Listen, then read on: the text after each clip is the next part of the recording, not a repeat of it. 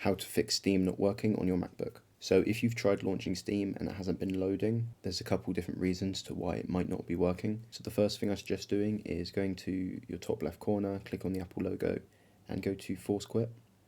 Now find Steam in here, click on it and Force Quit. So now go to the top left corner again and press on Go. Press Go to Folder and you want to copy and paste this in. I'll leave it in the description down below. Now you want to double tap on that, select all, and then move to bin. Now you want to right click on your bin and empty it.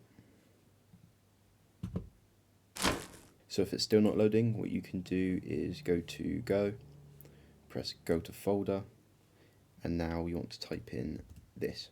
I'll also leave this in the description down below. Now click on this top one here, and you want to delete everything apart from this folder here. So grab all these and put these in your bin as well, and you want to empty your bin. Once you've emptied your bin, you want to re-download Steam and it should be working for you. Thank you for watching the video. Let me know down in the comments below if this helped.